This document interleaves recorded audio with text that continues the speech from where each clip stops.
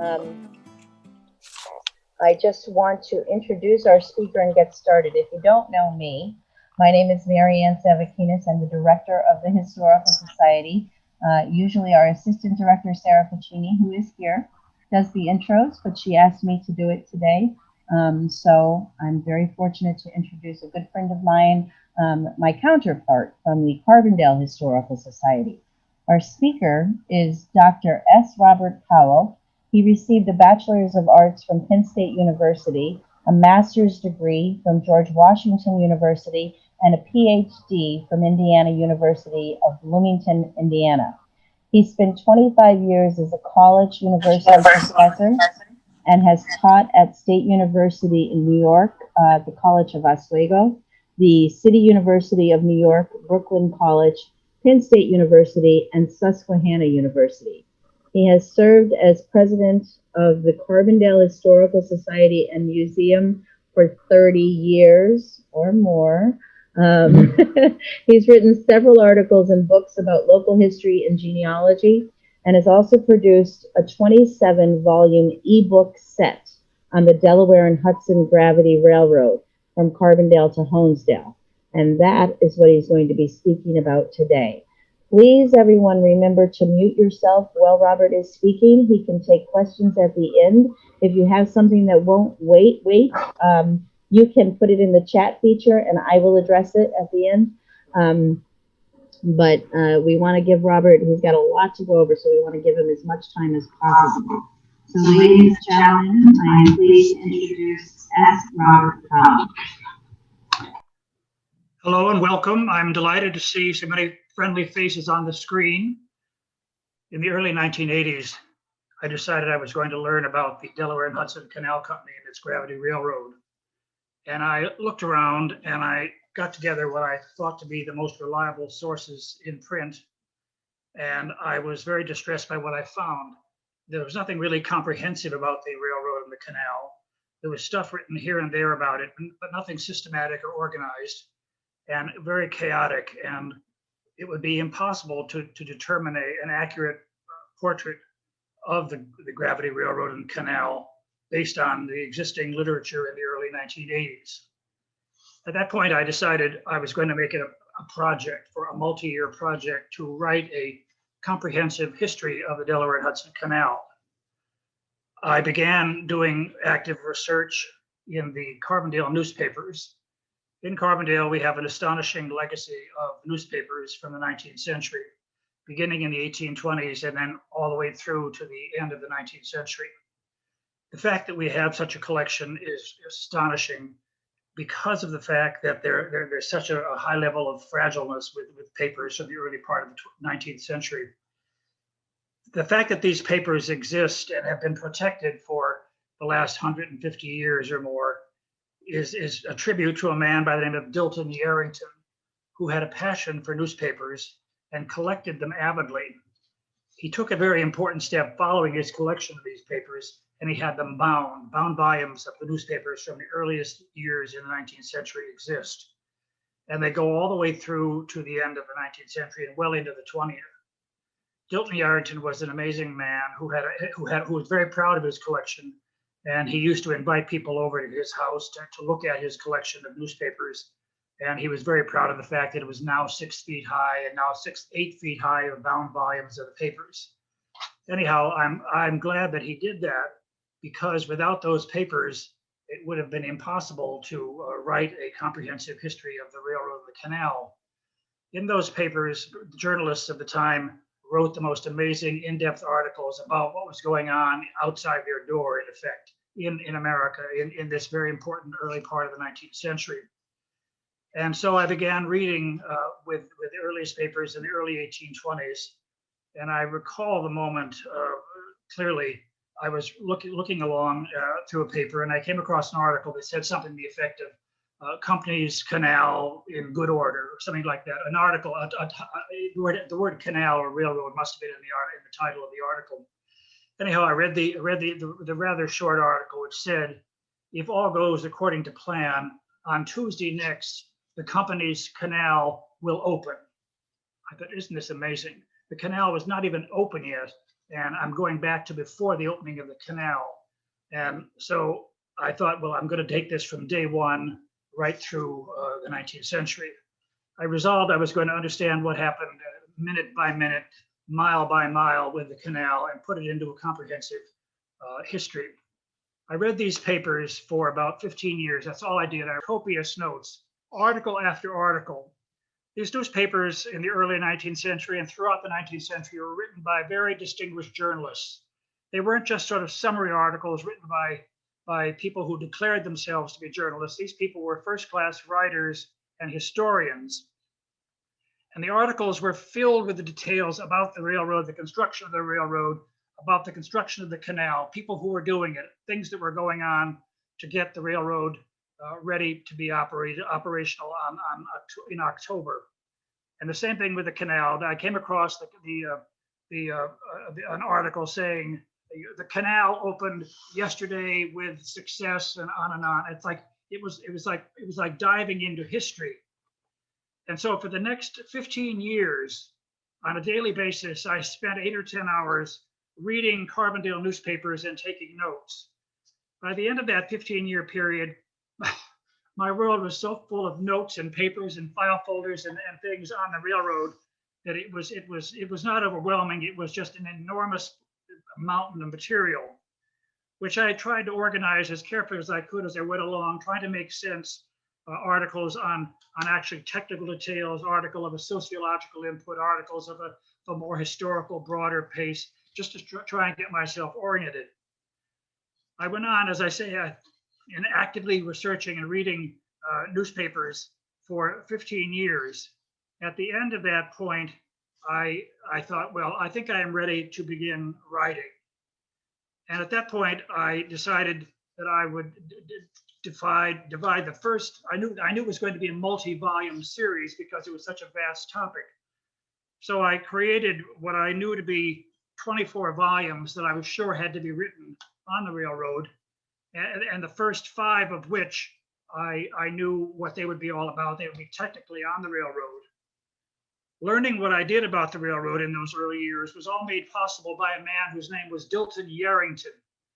He had a passion for newspapers, and beginning in the early 19th century, he began collecting them and then periodically had them bound, so that we have in Carbondale bound volumes of 19th century newspapers beginning in the 1820s all the way up to the present time.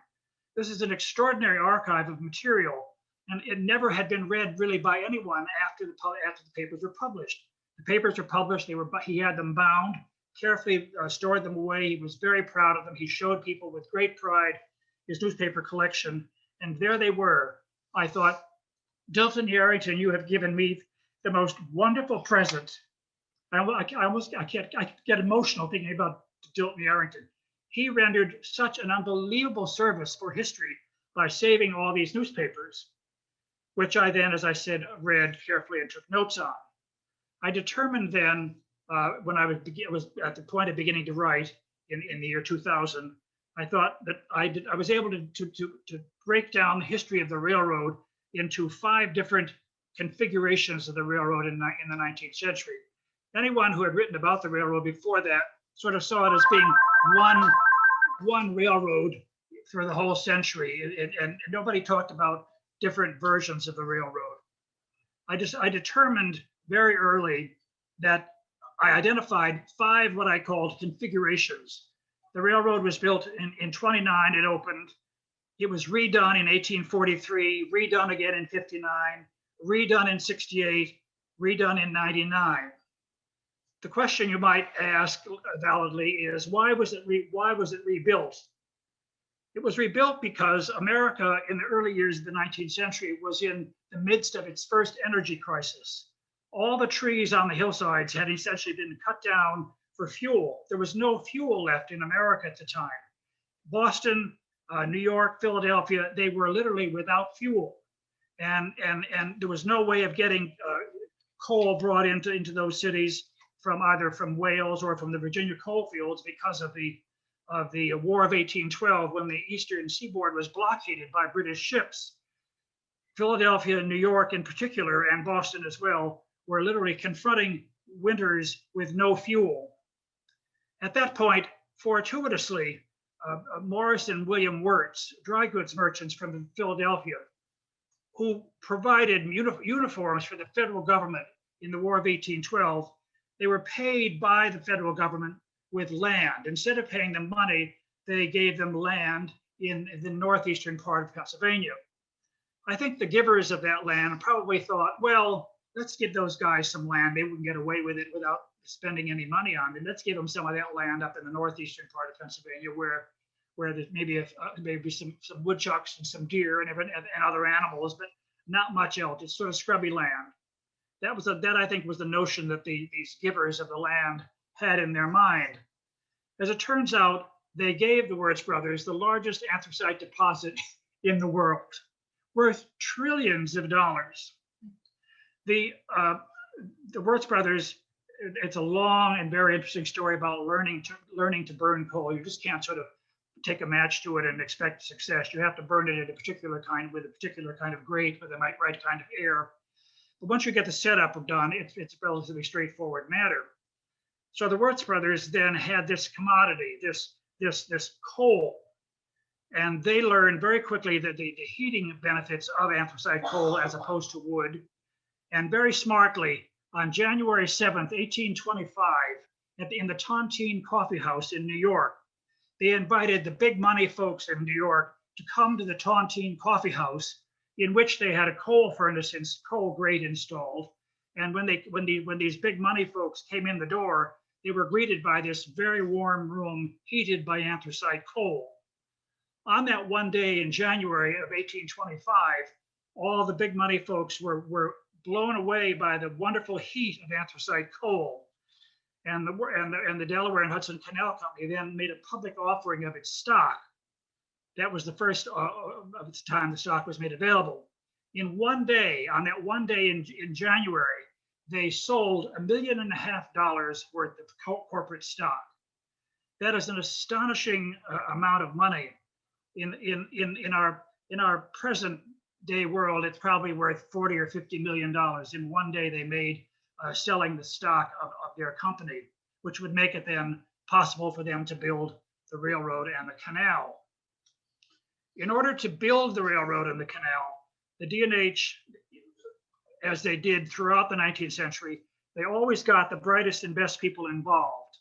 In the 1820s, going on in upstate New York was the extraordinary construction of the Erie Canal by some of the most enlightened folks in America at the time. They were building a canal from Albany to Buffalo. This canal changed everything in America. It was built by some of the leading engineers and the leading minds of the early 19th century, John Jarvis and Benjamin Wright and James Archibald. They were building this 363-mile long canal from Albany to Buffalo. The smart thing about the D&H when they were beginning to build their canal and their railroad as well, is they essentially recruited the Erie Canal production team and brought them to northeastern Pennsylvania. Even before the Erie Canal opened in 1825, John Jarvis and Benjamin Wright and James Archibald were in northeastern Pennsylvania working for the D&H to build their canal and their railroad. So as it can't be said often enough, the D&H made a century-long process of getting the best and the brightest involved in solving their problems, so doing what they wanted to get done. And those great minds were here working in northeastern Pennsylvania. The canal was our canal, the D&H Canal was largely the work of Benjamin Wright and John Jarvis as well. Interestingly enough, James Archibald, who came to America as a little boy of 9 or 10 years old from northern Scotland, his family were living in upstate New York in the area of in the area of Rome. And as it turns out, the Erie Canal was then being constructed by DeWitt Clinton and the construction team across upstate New York, but part of it was across the Archibald property. And James Archibald, a bright young man, got a job working on helping to build the portion of the Erie Canal literally in his backyard, and was then his quality as an engineer, as a mind, was immediately recognized by the Erie Canal folks. And the next thing you know, James Archibald was in charge for quite a section of the canal, and he made a major name for himself with the Erie Canal folks. He was one of the key minds involved with the building of the D&H Gravity Railroad a few years after that. So John Jarvis and James Archibald, primarily the railroad, were then brought to Carbondale to design this railroad, which opened on October 9, 1829. The canal opened in 28, but the railroad opened a year before that.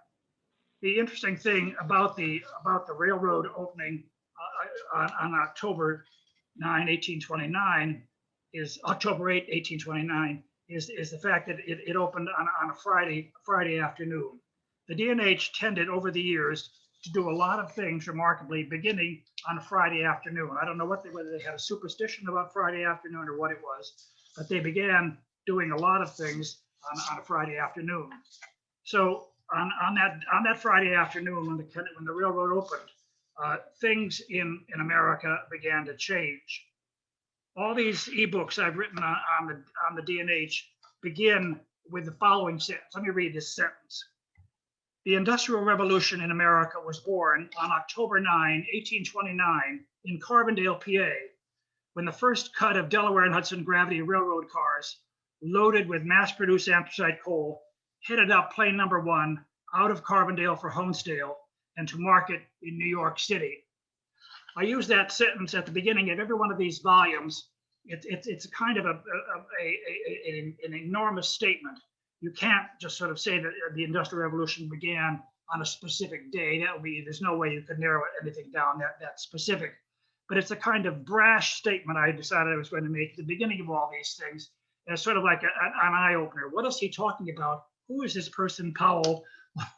How dare he say something like that at the beginning of each of these 27 volumes? Anyhow, I did, and I'm glad I did. I'd do it again if I had the choice to do it again.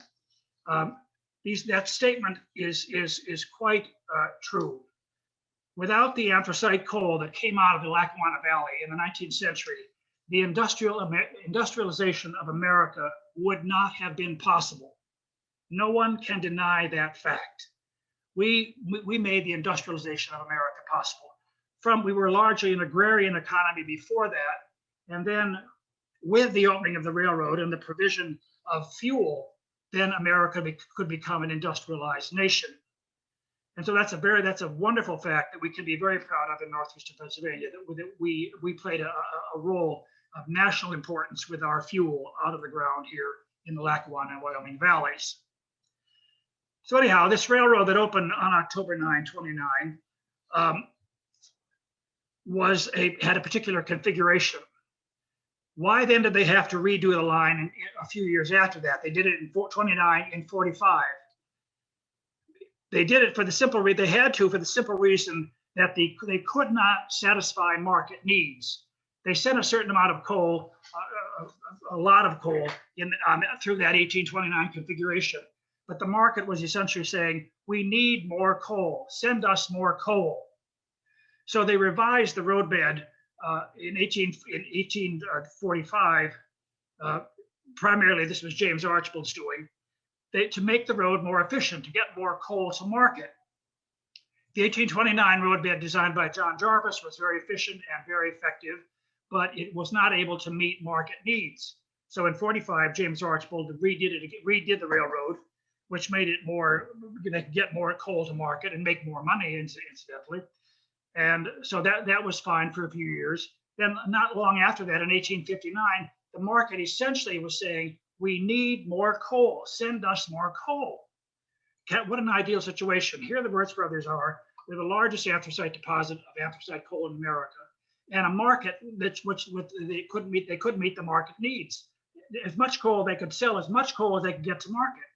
What a way to make money. It was an ideal setup. You couldn't ask for better. So the railroad was revised then in 1859, and still the market said, we need more coal. The roadbed was revised again then in 1868, to get more coal to market.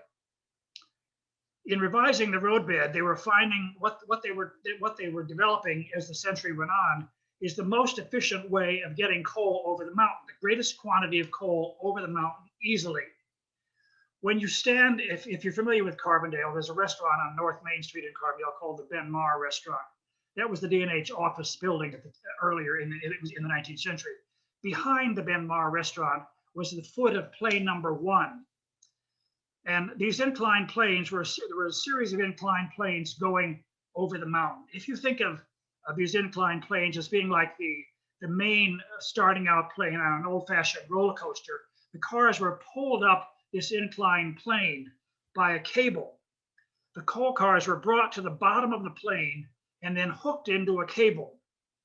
At the top of the inclined plane was a stationary steam engine. So the coal cars were then hooked onto a cable and pulled up the inclined plane to the top of the plane, at which point they were disengaged and the cars then coasted a little bit and they were pulled up another plane until they got to the top of the mountain. So it was like a series of steps the coal cars were being pulled by a cable up these series of planes. When the road opened in 1829, there were 5 of them to the top of the mountain above Carbondale. If you stand behind the Ben Mar Restaurant in Carbondale these days and look up at the mountain, you get a sense of the size of the mountain. When you're at the foot of plane number 1 in Carbondale, you're about 1,000 feet above sea level. When you're at the top of the mountain at Farview, you're essentially 2,000 feet above sea level. So they had to haul this coal 1,000 feet up the mountain, and they did it, as I say, with these inclined planes. And this was all new technology: stationary steam engines at the top of the planes, the cables, everything, all of it was new technology. But once they got the coal cars to the top of the mountain at Farview, this is where gravity kicks in. They had to work like heck to get the coal cars to the top of the mountain. But at the top of the mountain, the cars then here they are, 2,000 feet in the air, and you got to get this coal to Honesdale. So the coal cars were then lowered down the mountain by their own weight. The weight of the coal in the coal cars was the motive power which got them down the mountain. They didn't coast freewheeling from the top of the mountain to Honesdale. They were lowered down a series of planes, but they were very much under control. But the coal cars were then going down like a series of steps to Honesdale. There were a series of planes and levels on the way into Honesdale to the Honesdale Basin. Gravity was then the motive power which was providing the energy to get the coal cars to Honesdale. At Honesdale, the coal cars were then emptied into canal boats. And a canal system functions also by gravity. As I say, the coal cars were moving down by gravity under their own weight. Honesdale is about 1,000 feet above sea level. The Hudson River is at sea level. So between Honesdale and the Hudson River is essentially downhill all the way. So the canal series of locks, the coal was then lowered by these locks and these levels between the locks, step by step by step by step, 108 locks all the way to the Hudson River. So gravity functioning all throughout the entire functioning of the gravity railroad and also the canal, step by step by step, they got to the top of the mountain at Farview, and then they lowered it from there all the way to the Hudson River. At the Hudson River, the coal cars were then, the canal boats were then unloaded into larger boats and taken down the river to New York, where they were unloaded again, and then to retailers who then sold the coal to private purchasers, to individual customers. So all this handling of coal from the mines to the foot of plane number 1 in Carbondale to the top of the mountain to Honesdale, and from Honesdale then all the way to the Hudson River is an extraordinary operation. All of this with stationary steam engines, and then on the canal by locks, and then the canal boats being pulled by mules and horses to the Hudson River. This system of transportation between Carbondale and the Hudson River really is a very interesting statement of a mode of production which did not become widespread until a couple hundred years later, 150 years later. This system of moving this product to market is very much like Henry Ford's production line. The coal miners got the coal into coal cars. They turned it over from A to B to the next person who got it on a railroad track to get it to the bottom of plane number one. At the bottom of plane number one, there was a footman who connected coal cars to the cable. That's all he did. He connected coal cars to the cables at the bottom of the plane. The cars were taken up to the top of the plane, and a headman disconnected the cars and sent them on their way. The workers were stationary, but the product moved from one person to the next. Just like a factory production line with the product moving, the workers are stationary and the product comes to them. They do their job and send it on its way. That's exactly what these thousands of canal and railroad workers did. They did their job, got the coal into the system, and then it moved through the system from A to B, with individuals who worked only A to B, B to C, other individuals, and on to the Hudson River. So it's a very interesting example of a means of production in order to get your product to market. And they got it to market very efficiently, getting to market out of Carbondale over 1 million tons a year before too long. Just an amazing accomplishment. The revisions of the railroad, each time they revised it, they made it more efficient. When it first opened, these inclined planes, some of them were rather long, some of them were sort of short. And so if you're moving coal cars through this system step by step by step, you have to wait for the coal cars to get out of one of the long planes so that before you can get the coal cars in there from like one of the short planes. So the short planes were then, it was sort of building up, waiting for the long planes to get inclined planes to get empty. So in 1845, they equalized the planes, and that was able to make it get more coal into the system because it moved more efficiently through the system. They did the same thing in '59. They redesigned, they added more planes until they had essentially 8 planes at the top of the mountain by that point. But each revision was making the roadbed more efficient in shipping the product to market. And so finally, they arrived at their point of satiety, if you will, by the 1860s. They began to meet market needs. The market essentially was saying, okay, guys, so you can slow down a little bit. I think we have enough coal for the time being, but they still had a market, but they didn't have a market that was just blossoming like crazy. The market was under control. They needed constant supply, but they didn't need to overship. A most extraordinary, interesting thing happened at that point. You can follow it through the century. All this prosperity, send us more coal, send us more coal, send us more coal.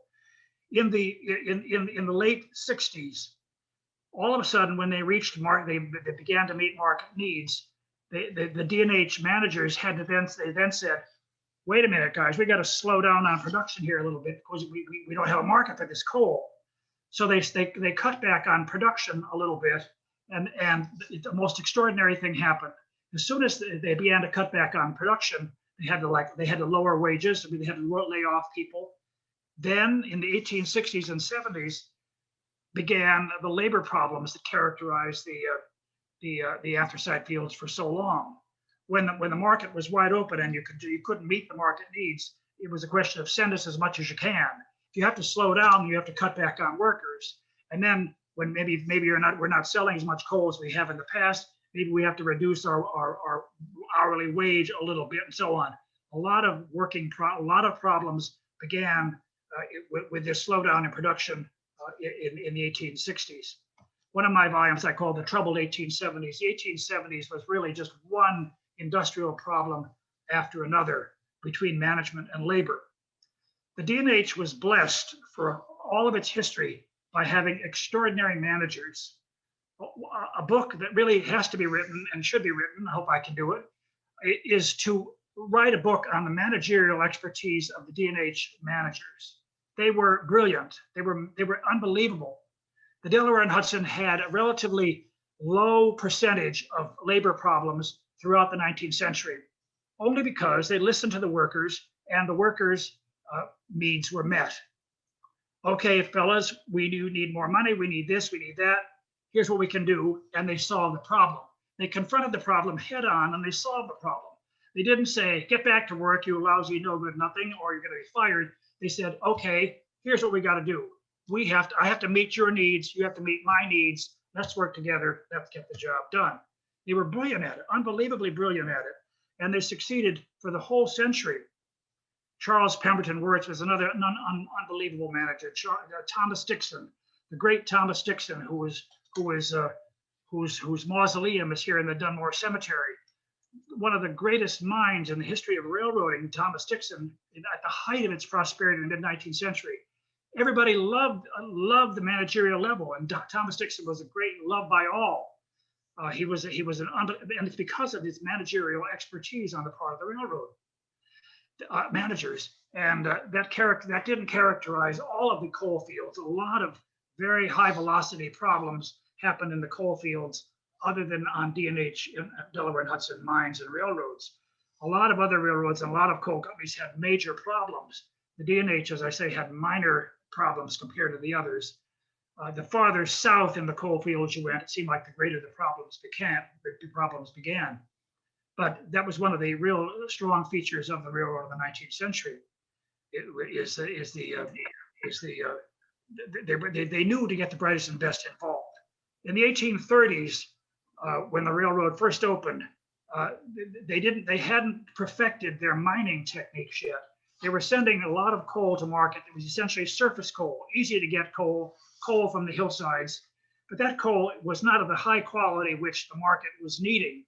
And they had a lot of problems for example, in late 1829, early 30, about the quality of the coal, saying, look, this coal, it's burning sort of weird. What's going on here? And it was because the coal they were sending to market was the best they could get available, but it was lower grade coal. They knew they had to learn how to do effective underground mining. They didn't know how to do it themselves, but they said essentially, wait a minute, the Welsh have been mining coal forever. We need to get the Welsh involved in the mining of coal in the Lackawanna Valley. The D&H went to Wales and recruited 30 Welsh families, not just miners, 30 Welsh families, and brought them to Carbondale and said, look, show us how to do deep underground anthracite mining. Things changed immediately. A couple of years later, they needed more workers, more advice. They recruited 60 more Welsh families and brought them to Carbondale. This was in 1830, so there were like 90 Welsh families in Carbondale in the 1830s. Carbondale was a Welsh community. There were 3 Welsh churches in Carbondale in the 1830s. All these Welsh miners taught the D&H how to do deep underground anthracite mining, shaft mining.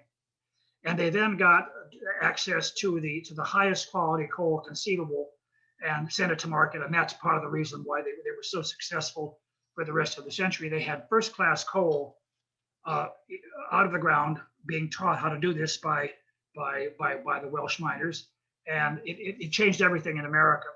So Wales in the northeastern coal fields is extraordinarily important.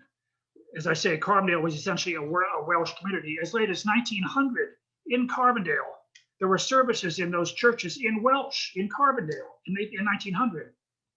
The same thing lower in the Lackawanna Valley. Here in Scranton and Hyde Park was essentially a Welsh community. It was called. There was a level of enlightenment in the Welsh community in the Hyde Park section of Scranton. It was unbelievable. It was popularly known as the Athens of America. The Welsh in Hyde Park are just extraordinary. There's books have been written, and there's a lot more to be written on it. But anyhow, with the Welsh expertise, they then got the quality coal they needed, and things were just fine. The remarkable thing about the railroad, there's so many aspects one could talk about. But in 1845, when they redid the railroad, believe it or not, in America at the time, America had a love affair going with water wheels. There were water wheels functioning at the base of some of these plains. There were 5 plains between Honesdale and Waymart that were operated by water wheels at the foot of the undershot water wheels at the base of the plains, which is an amazing technological thing. I have a whole volume in this series on water power. Volume 6 is water power on the Gravity Railroad. It's hard to believe that such things were going on. At one point, at the top of Canaan Street in Carbondale, there was a 50-foot water wheel up there pulling the cars up to plane number 1. It's hard to believe. Interestingly, they discovered this whole business about water wheels in the early 20th century. They were building a building at the base of Salem Avenue in Carbondale, and during the excavation, they came across. They thought, "What on earth have we come?" When they were digging in, what did we come across? A buried structure. What was it? It was one of these water wheels that had been buried on site at the base of Salem Avenue in Carbondale.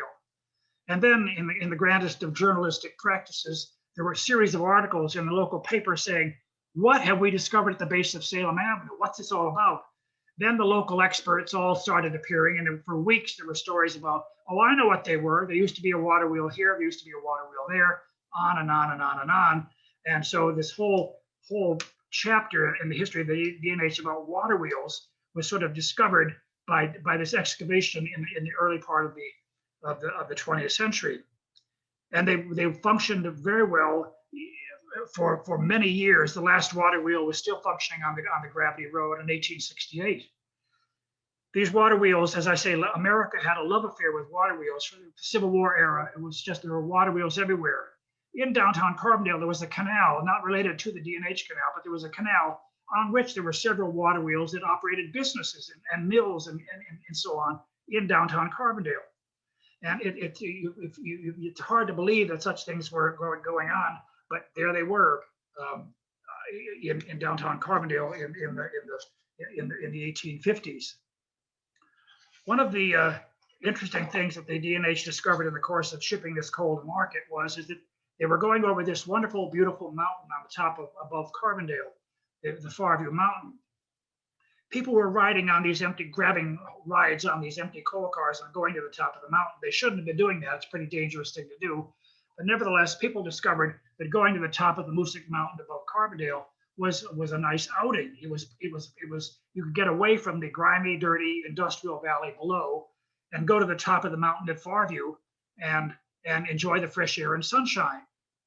So the railroad was very smart about doing all this. They then decided, since people are sort of jumping onto coal cars and riding at the top of the mountain, and people love going up there, let's come up with some kind of passenger service to get these people to the top of the mountain. They built passenger cars. They took all the correct moves and established a passenger service on this line between Carbondale and Honesdale. One of the stops was up. You could get to the top of the mountain at Farview, which was where people loved it. At the top of the mountain, they built a picnic park. They thought, if we're going to have these people coming up here, let's cater to their needs. Let me just tell you what they had there. It was a 600-acre park at the top of the mountain at Farview. 30 of those acres was made into a picnic ground. There were 20 buildings, a pavilion 175 feet long and 35 feet wide with 4 wings, swings, rustic seats, tennis courts, football grounds, baseball grounds, shaded walks, open vistas, pure drinking water, 2 observatories. There was an observatory there that was 2,345 feet above sea level. At the top of that observatory, you could see 20 villages and cities and 17 lakes from the top of that observatory. As soon as the first passengers essentially were taken to the top of the mountain and to see all this, it was an enormous success. Everywhere, people wanted to ride on this gravity railroad to the top of the mountain at Farview and spend the afternoon as a picnic park. There were no fancy rides like we have today, nothing up there like that. It was simply fresh air, sunshine, and an old-fashioned picnic park. It was an enormous success. By very quickly, people from up and down the Lackawanna and Wyoming valleys were traveling to Carbondale to ride to the top of the mountain on this very novel engineering feat, this gravity railroad, and to spend the afternoon at the top of the mountain in this picnic park, fresh air, sunshine. And they were selling tickets. We have a couple of schedules from the railroad at the time. If parties were traveling in 1 to 50 persons, it cost you so much. 50 to 100, it cost so much. 100 to 150. They were selling lots of tickets in 500 tickets in a group. for groups of people who were traveling from 75 miles down the Lackawanna, Wyoming valleys, and as far away as metropolitan New York and Philadelphia. They put ads in the newspapers in those cities, and people traveled all the way here for the unbelievable thrill of riding on this railroad to the top of this mountain. And then coming down the mountain, they created, this was part of their transportation system, they created what became known as Shepherd's Crook, which was this long, the railroad coming down the mountain. They sort of sent the railroad north, and the railroad curved around gradually and came down the mountain, following the ridge lines. And so it came down gradually. It wasn't sort of a sharp descent. It was a long sort of roller coaster ride through the woods, and then the cars came into downtown Carbondale. It was essentially like a 18-mile roller coaster ride. People from, as I say, as far away as Boston and metropolitan New York were coming here by the thousands to ride on this railroad. The D&H was charging at the time from Carbondale to the top of the mountain 50 cents a person to get to the top of the mountain, which may not seem like much money to us today, but in the 1870s and 80s, one of my great aunts, I remember her saying that when her husband was making $1 a day, they could then get married. That was a decent wage. So if you're making $1 a day, you were well fixed in the 1860s and 70s.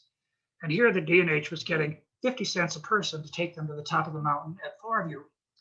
And the highest numbers of people traveling imaginable. They on one day in the 80s, they took 15,000 people to the top of the mountain at Farview and just let them off, enjoyed the day, picnics, fresh air, sunshine. They had all manner of stuff up there. They had all these sports facilities, but they also had things like parachute jumps and all the usual 19th century sort of attractions at Farview Park. In the contemporary newspapers, you see articles like here's the bookings for the month of June. June is booked. There are no more openings for your group to go to the Farview observatories in June. Same thing with July, August. They had bookings solid. It was an enormous success. And taking 15,000 people to the top of that mountain in one day, that's like putting $7,500 in the D&H's pocket. You just get on the cars, ride up by gravity, and then get off, and $7,500 later at the end of one day. That's not a bad use of a railroad on one day in the 1870s, 80s, and 90s.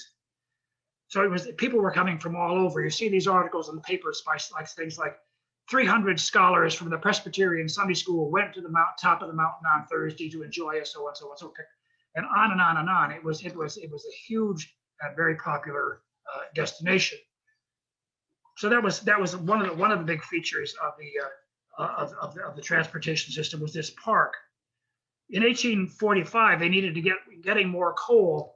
They were very, very adventuresome. They thought, well, down the Lackawanna Valley, we can get more coal. So James Clarkson and others discovered coal in what was called White Oak Run at the time, which is now the community of Archibald.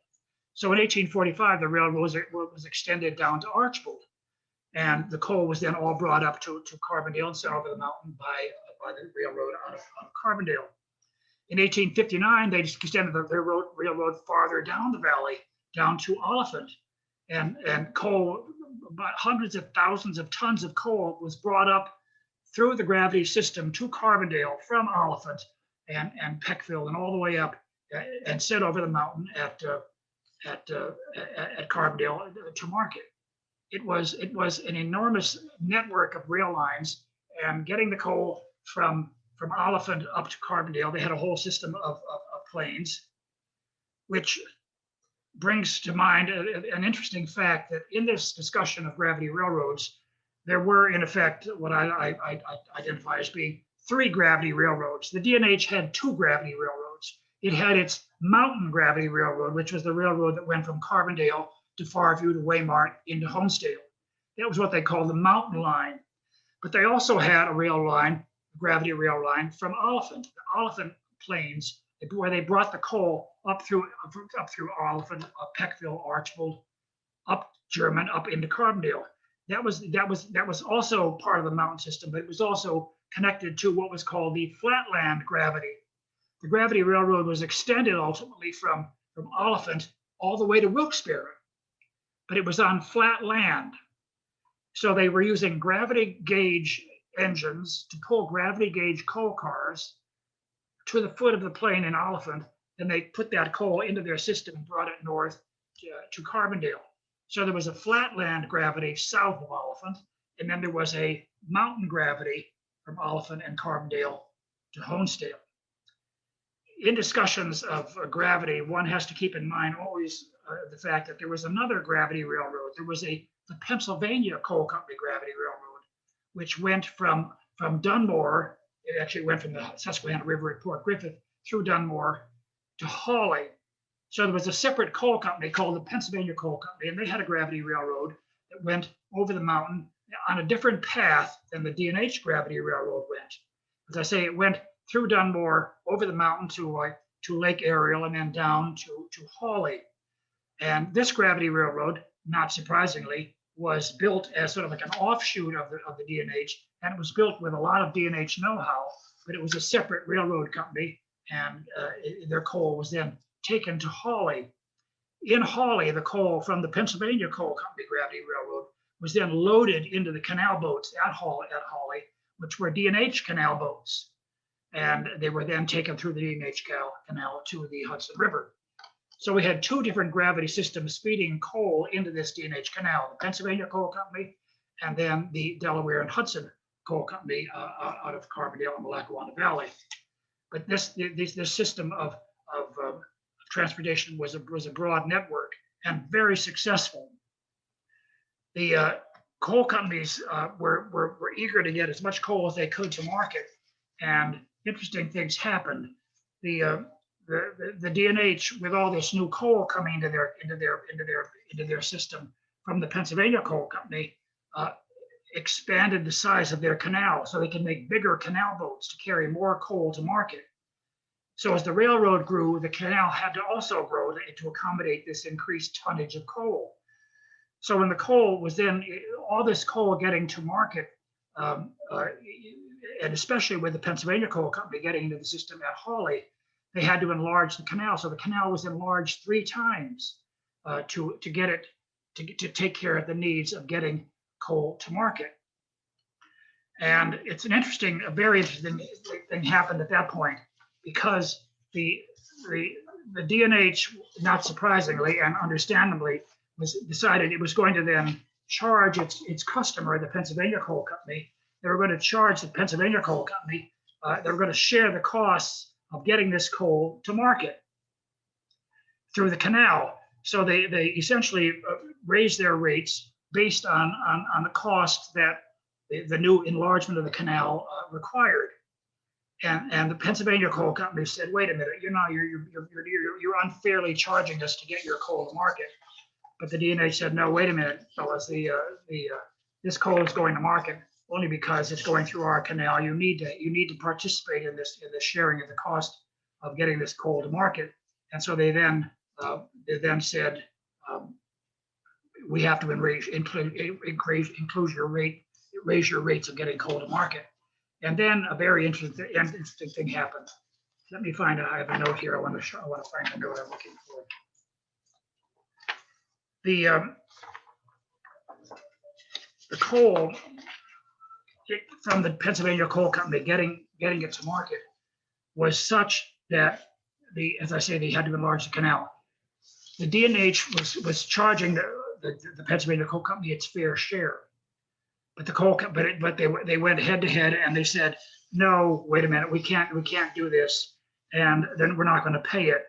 And so the D&H filed a suit with the Pennsylvania Coal Company in 1857 and said, "You have to contribute your share of this coal cost to market." This resulted in an amazing lawsuit, a lawsuit that went on between the D&H and the Pennsylvania Coal Company from 1857 to 1861. For those years, they fought over prices of shipping coal through their canal. The legal proceedings of this lawsuit filled 8 volumes, over 10,000 pages of material about the railroads and the canal.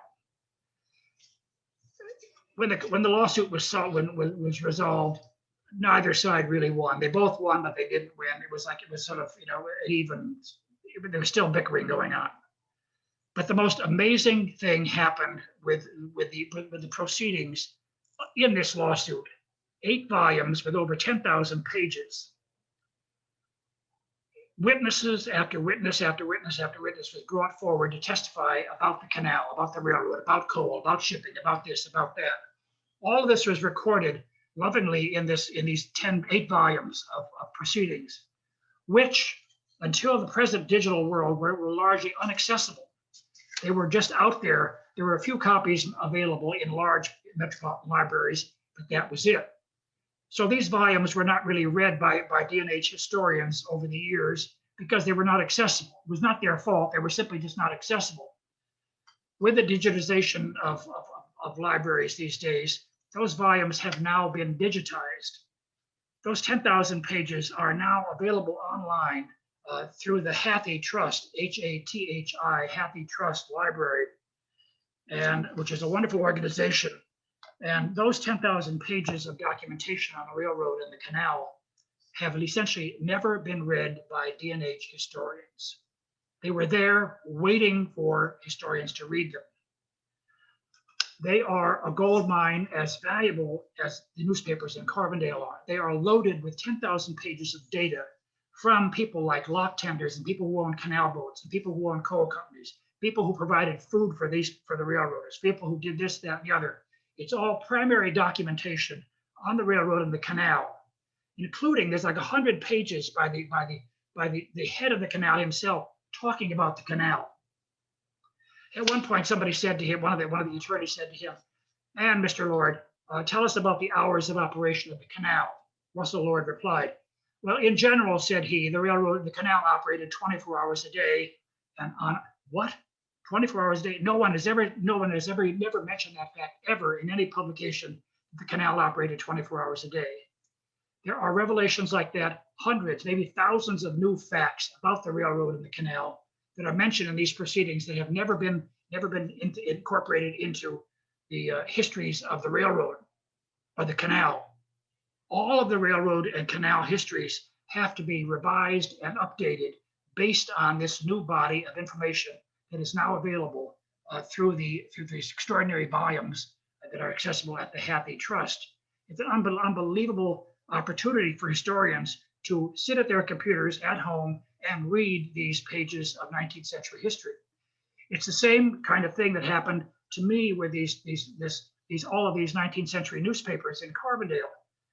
Primary documents with the highest level of credibility never having been read and synthesized by historians. The same thing is true with all of these wonderful documents in the Hathi Trust Library now, which, as I say, are accessible to everyone. The one thing I'd like to mention briefly is the fact that as we all know, John Augustus Roebling, who later built the Brooklyn Bridge, built 4 aqueducts for the Delaware and Hudson Canal Company. So one of them still stands, the Delaware Aqueduct. There's another example of getting the brightest and best people involved to solve your problems. They were having shipping problems with the canal. The D&H said, "Okay, we're going to put a bridge over your head. We're not going to bother with you folks any longer." They built these aqueducts over the rivers. And the Delaware Aqueduct still stands. They solved a lot of problems by going over their heads. There is the Delaware and Hudson is so rich. There's so much to be learned yet.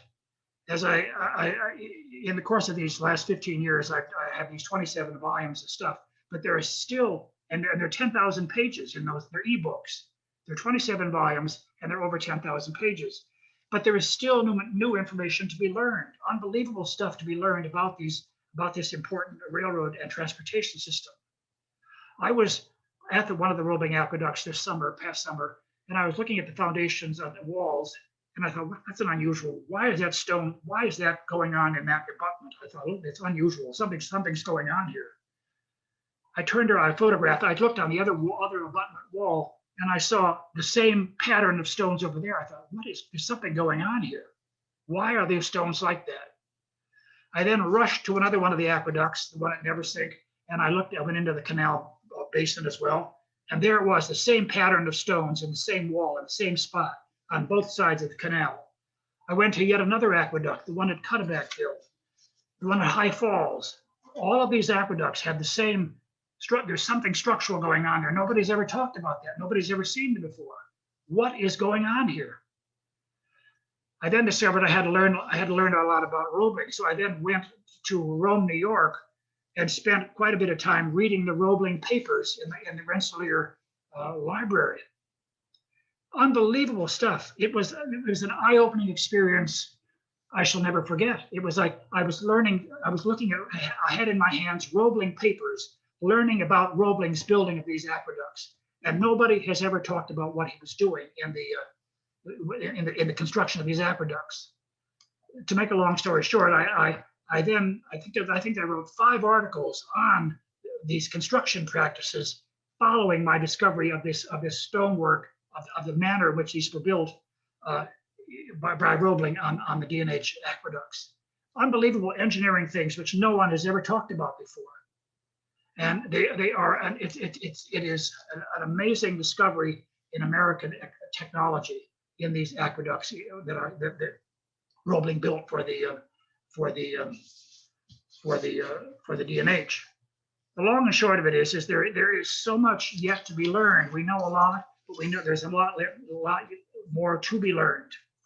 Every year, as I say, when I finished these 24 volumes, I then discovered in the process of doing those that I kept continually learning new stuff about what I would have included in an earlier volume if I had known it at the time. So I then decided to add a section beginning in volume 10. I have a section called In the Caboose, where I sort of include things in that section which I would have included in an earlier volume if I had known it at the time. So here it is like recorded and ready to be inserted in the second edition. So it's there, sort of like encapsulated, ready to be put in to a later volume. The same thing happened when I got to volume 24. I had all this stuff that I had hundreds of pages of stuff that I want to include in the second edition. So I finished volume 24, and then I thought, okay, fine. But I then continued to do research, and I kept continually learning new stuff about the gravity, the D&H, and this transportation system. And so I have now then decided to publish an annual addendum to my series. And so there have been 4 addendas to this series now, each of them with 400 or 500 pages of stuff. New material on the railroad, which continues to surface. It's hard to believe that it continues to surface, but it is. And remarkably, the social media are a good source of a lot of this stuff, which one has to be very careful about the social media. But nevertheless, people start posting pictures and telling stories, and you have to be very careful and know what you're doing. But I mean, there's stuff, new material coming forward all the time from archives and historical societies. We have historical societies such as our wonderful Lackawanna Historical Society with all its resources, all of it available to the general public. And it has to be looked at, it has to be read, it has to be consulted. And there are many historical societies on the way between Carbondale and the Honesdale. We have the Waymart Historical Society with a wonderful collection of materials and our objects and research papers. All of this stuff it has to be read and incorporated into the existing body of knowledge about this railroad and this canal, which changed everything in America. The story is not over and done. It's not completed. There is a lot more to be learned and a lot more to be told. And so in my own crazy mixed up way, I think I have contributed quite a bit of new material to getting this on paper, getting it in the electronic format. In these 24 DVDs that I produced, they are essentially ebooks.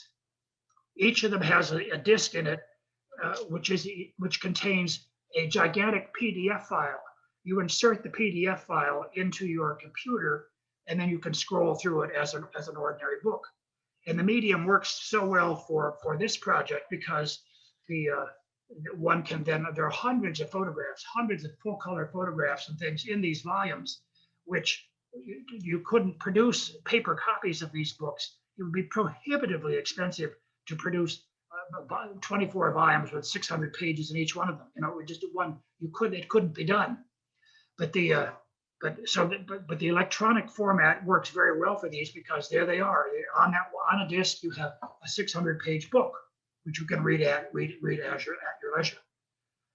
So it's a great resource, and this electronic world we're living in, and it can be the medium to creating yet even more histories of our wonderful Delaware Hudson system and its gravity railroads and canal. And it has been a great pleasure to meet with you now and talk with you about this railroad. As anyone who knows me, knows well, I could go on for several more hours, but I'd better give you all a break and cut myself off at this point. But there is a lot to be learned, and it's all interesting, and it's all about the building of America in the 19th century, which was an astonishing century in American history. And the Delaware and Hudson Canal Company and Railroad played their major part in doing it. Thank you very much. If by chance any of you might have a question, I'd be very happy to answer a question if I can about any of this railroad stuff. Thank you very much, Robert. That was an excellent presentation. You've certainly done a yeoman's work to go through all of this research, the newspapers and the letters, to come up with the definitive history of the D&H. If anybody has any questions for Robert, we'll take a few minutes here. Please remember to unmute yourselves before you ask. But if anyone has any questions, please feel free to chime in. Yes, actually, Yeah, Dr. Powell. Question. I have we're open on the DNA channel. I can't hear the question. Yeah, can you hear me now? Yes. Yes. Okay. Yeah, my name is Don McKeon. I have had ancestors who were boatmen on the D&H Canal, and I was just curious to know, were they considered private contractors? Did the D&H Canal keep a record of those who worked for them, or as far as you know?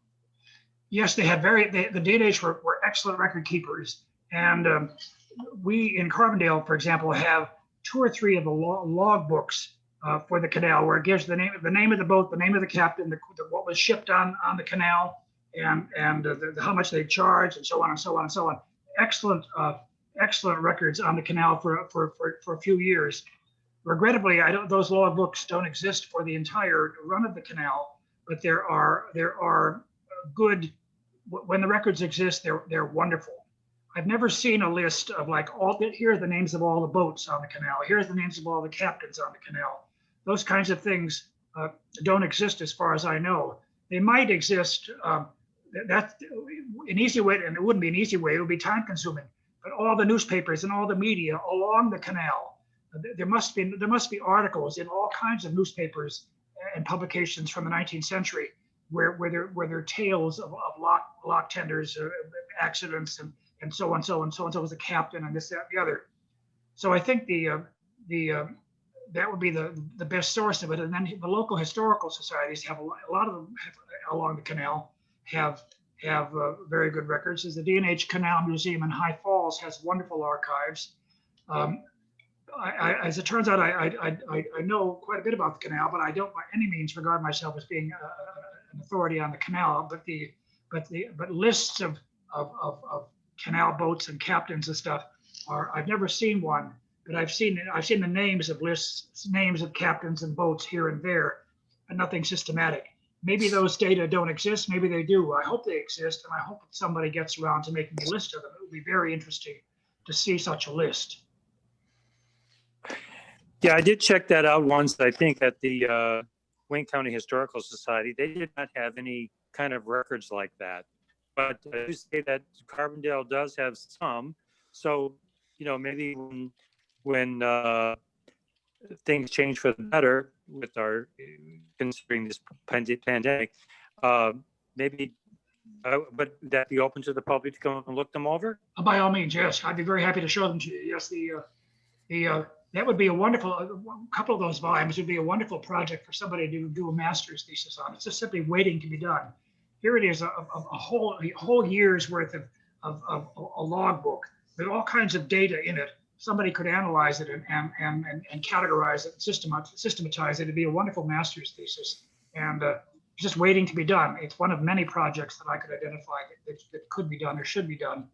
But I was excited when I first saw it. The book was left, believe it or not, it was wrapped in aluminum foil, and like some kind of foundling at the doorstep, it was at the Historical Society's door one day. I thought, what on earth is this box? In this box was some miscellaneous stuff, not really particularly interesting, but yet was this one volume, one package. It was wrapped in aluminum foil, in layer after layer of aluminum foil, and it was in this box. And I thought, when I first saw it, I thought, this must be some kind of a store ledger or some kind of account book from, like, a hardware store or grocery store. Mrs. Jones, 2 pounds of coffee, 6 cents, so on, that kind of log book from the 19th century. But I opened it up and I thought, what on earth am I looking at?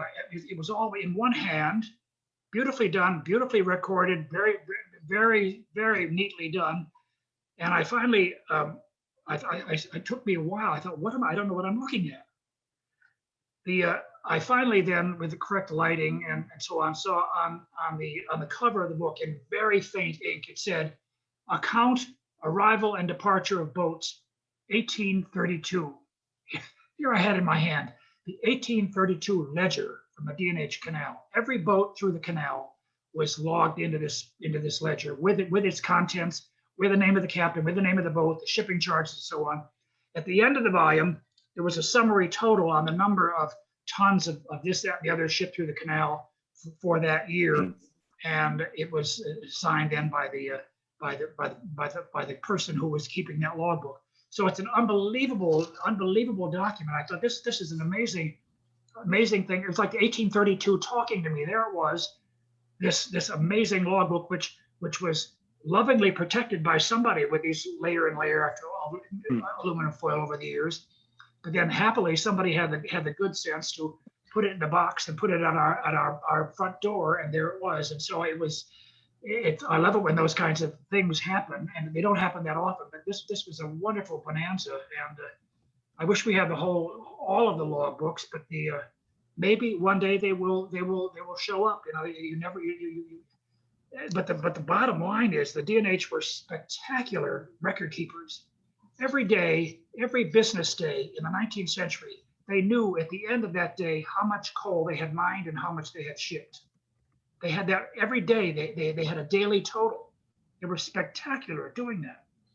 And so I'm sure they did the same thing with the canal. And so those records for the canal were kept, and hopefully a number of them, many of them, will make it through to present day historians. I would love to see them all myself.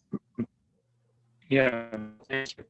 One other question on that. So then the people who, from my understanding, louder, please. Okay, those now who are boatmen on the canal, they own their own boats. So were they considered private contractors? Yes, they were. The D&H, they entered into an arrangement with the D&H where they bought they bought the boat, and they paid so much per year in payment for the boat.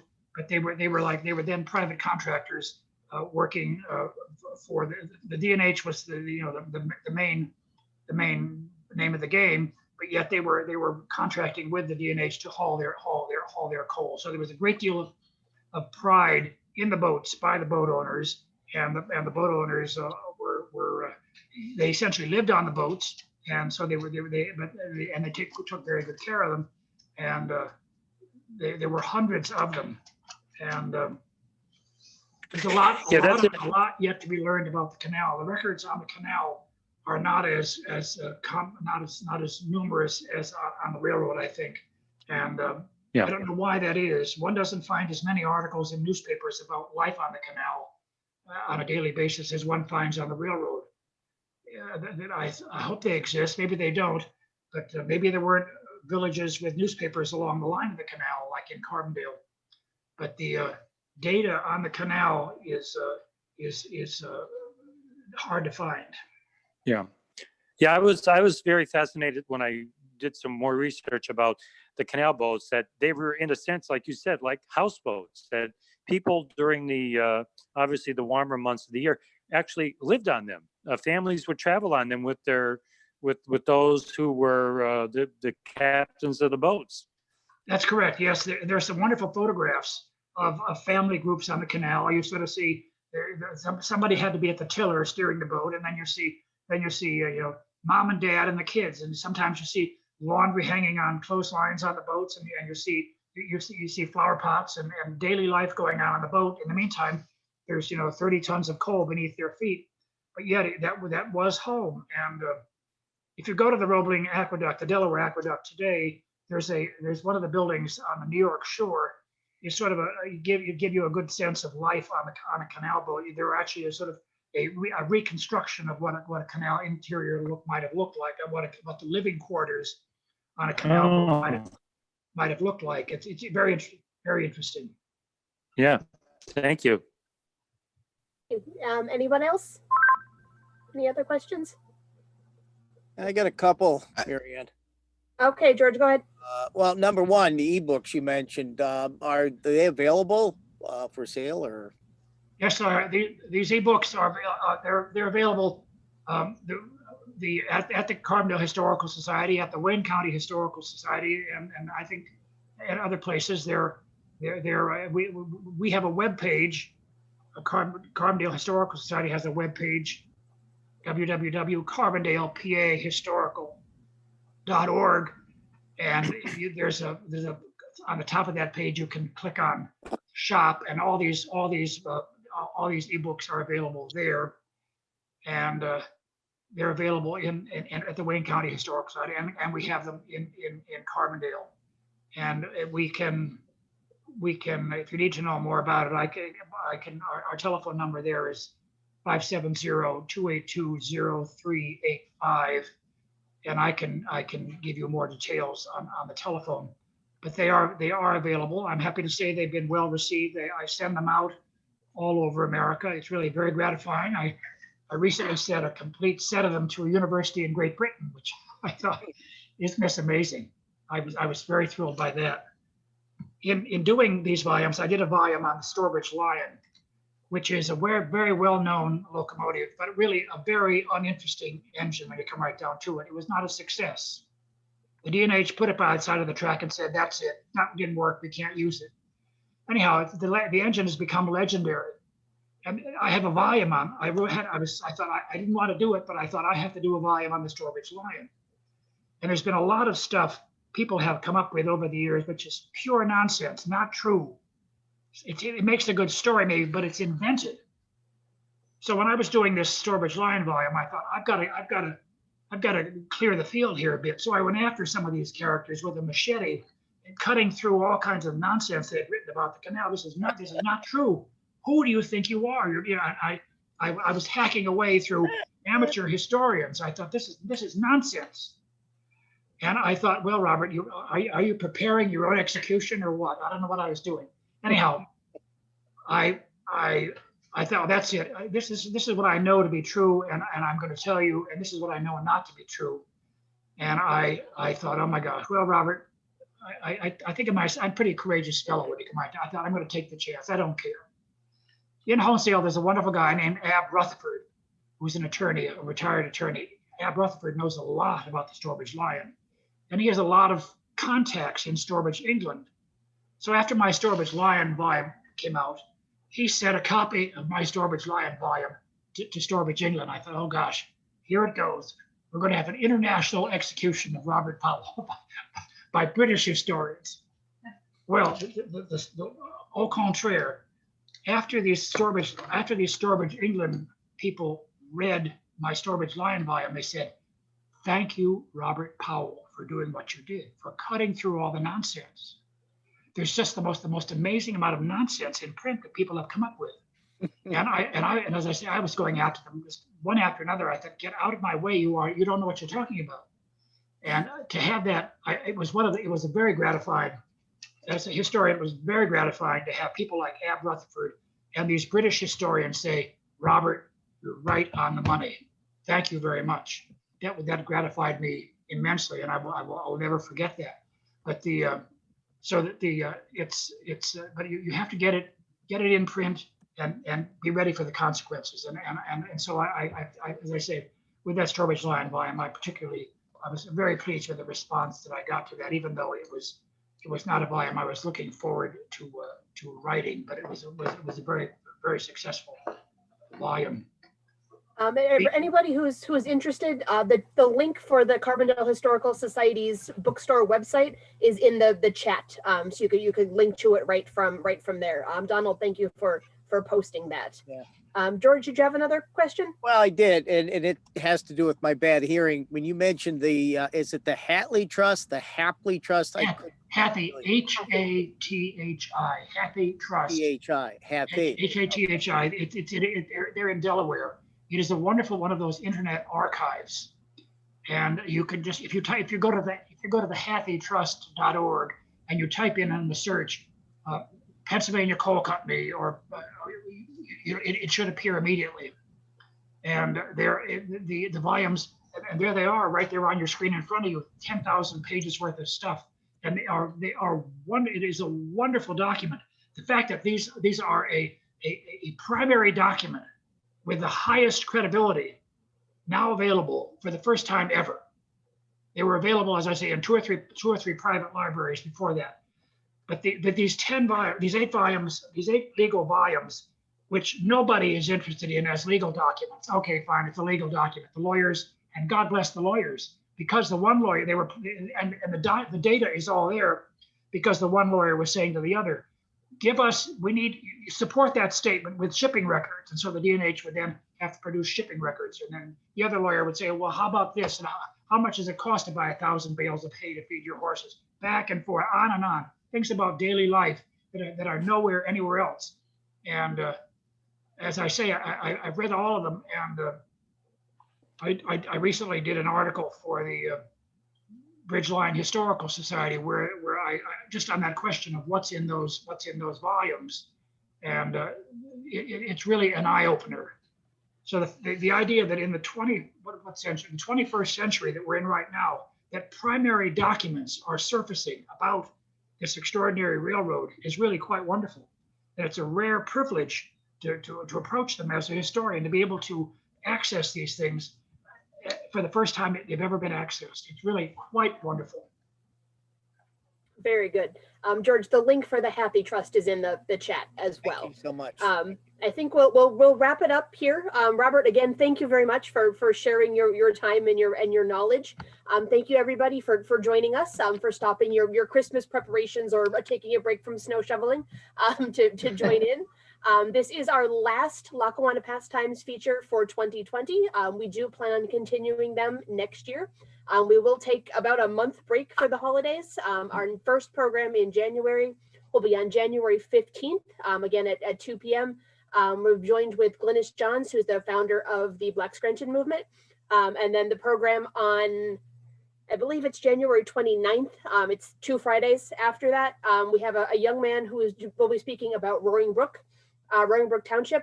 He actually did the program as a Boy Scout project. So his name is Corey. We're very excited to bring him in. He'll give us his talk about some of his research on Roaring Brook. So once again, Robert, thank you. And everybody else, thank you very much for joining in. Have a lovely day and a Merry Christmas and Happy Holidays. Merry Christmas.